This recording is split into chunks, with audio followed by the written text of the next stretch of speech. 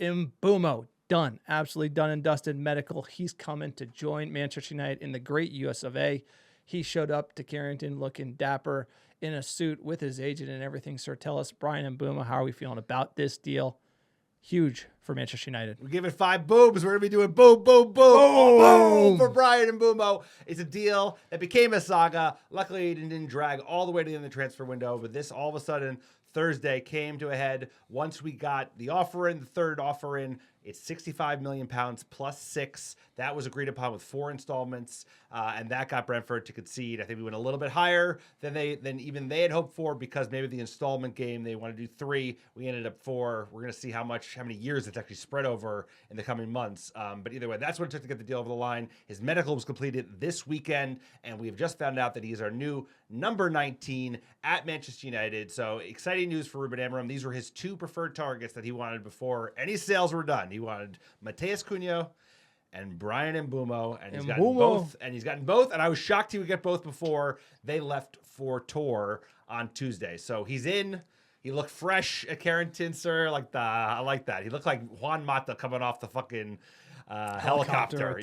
Gray suit, white shirt, no tie. Happy too. Happy. That's another player who's happy to be there, and another player he's gonna get the ball and do something with it. And Cunha, he got the ball, like trying to split players.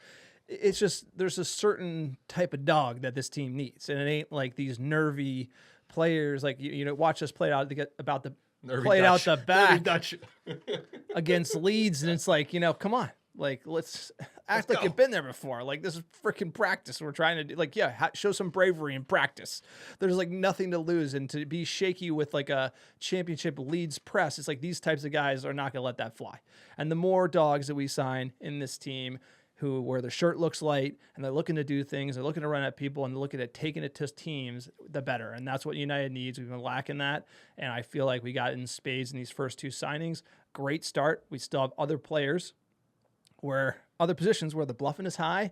Goalkeeper, that midfield looks a little shaky.